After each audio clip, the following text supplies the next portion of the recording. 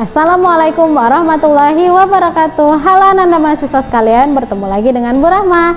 Nah, untuk pertemuan kali ini kita akan membahas tentang desain media pembelajaran. Nah, ada beberapa subbab. Kita mulai yang pertama.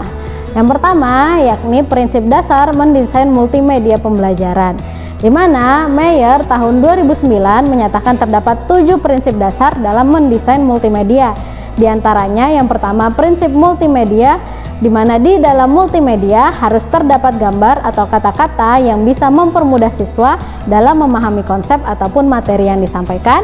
Yang kedua, prinsip keterdekatan ruang, di mana ketika membuat multimedia harus memperhatikan tata cara menata ruang yang mendominasi kata-kata dan ruang yang didominasi oleh gambar-gambar pada tampilan. Artinya harus memperhatikan letak dari gambar maupun teks yang akan ditampilkan. Yang ketiga, prinsip keterdekatan waktu, yaitu efisiensi waktu dalam multimedia. Nah, alternatif dalam efisiensi waktu adalah dengan menyajikan narasi dan animasi secara bersamaan. Yang keempat, prinsip modalitas, di mana tampilan animasi yang disertai narasi dapat membuat siswa lebih memahami materi daripada tampilan animasi saja. Yang kelima, prinsip koherensi, di mana konten dalam multimedia tidak berlebihan, baik kata-kata maupun gambar-gambar. Yang keenam, prinsip redundasi. Siswa lebih memahami materi ketika multimedia disajikan dalam bentuk animasi disertai narasi dibandingkan dalam bentuk animasi disertai narasi dan teks on screen. Yang ketujuh, prinsip perbedaan individual. Kemampuan setiap siswa dalam memahami materi berbeda-beda. Siswa yang memiliki kemampuan tinggi akan lebih memahami isi yang terdapat pada multimedia. Nah, subbab yang kedua adalah langkah-langkah mendesain media pembelajaran. Guru dapat menggunakan platform yang telah ada pada Web 2.0 untuk memudahkan dalam mendesain media pembelajaran. Di antaranya yang pertama ada Canva. Canva merupakan salah satu aplikasi pengolah grafis ataupun visual yang populer digunakan saat ini. Canva merupakan aplikasi pengolah grafis berbasis cloud, sehingga apabila ingin digunakan harus terhubung dengan internet. Nah, sebagai guru kita bisa memanfaatkan Canva untuk keperluan desain visual media pembelajaran, seperti membuat infografis, rangkuman materi, worksheet, brosur, poster, template presentasi, thumbnail YouTube, dan kebutuhan grafis sederhana lainnya.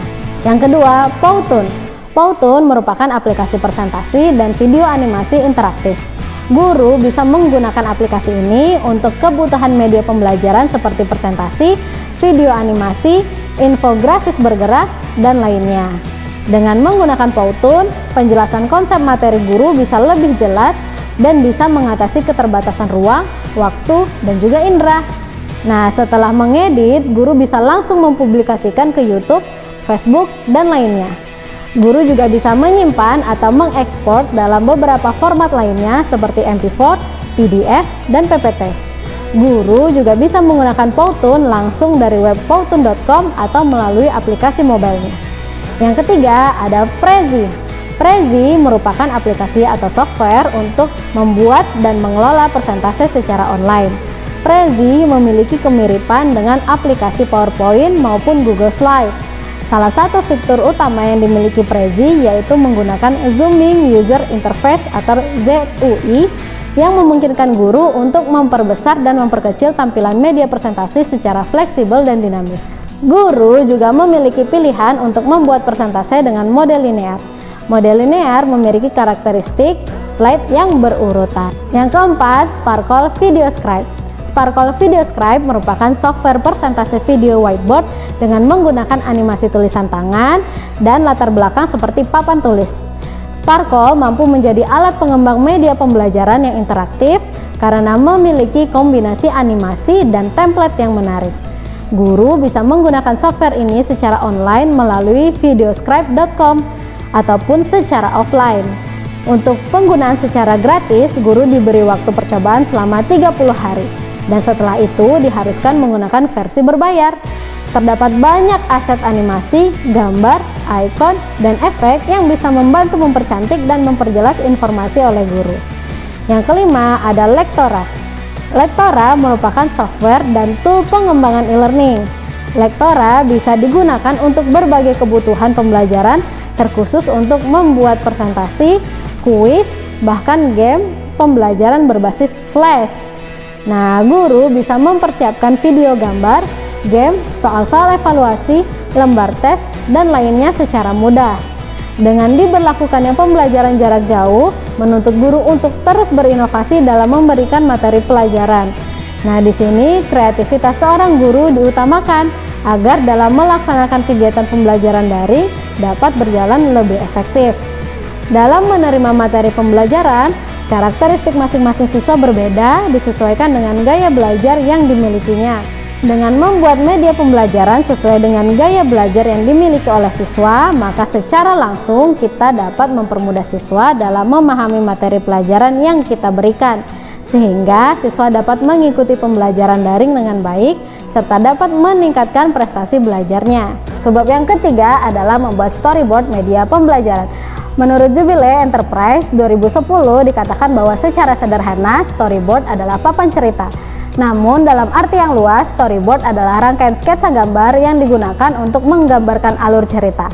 Storyboard sering juga disebut sebagai papan cerita, di mana berfungsi untuk menggambarkan alur cerita mulai dari awal hingga akhir.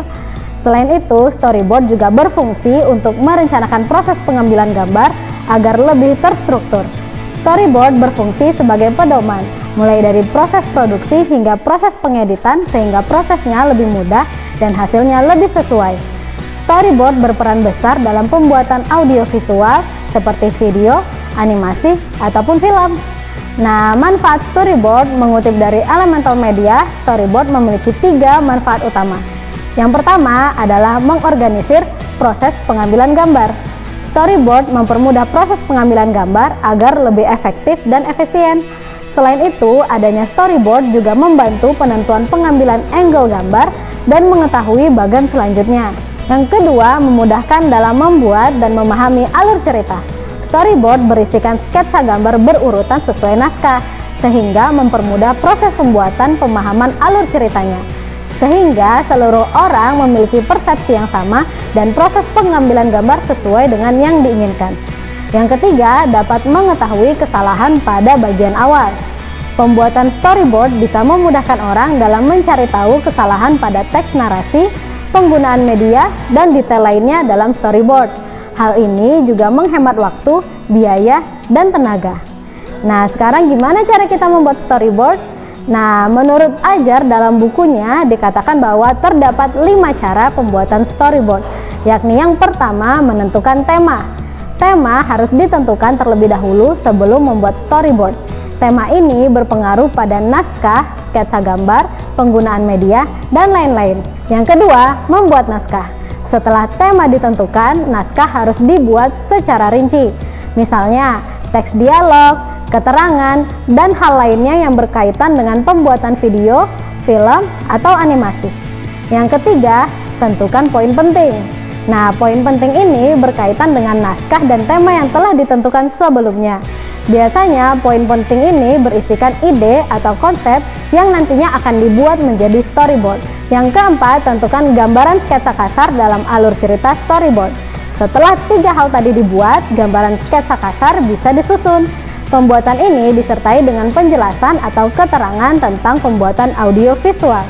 Nah, yang kelima, gambaran direalisasikan dengan nyata.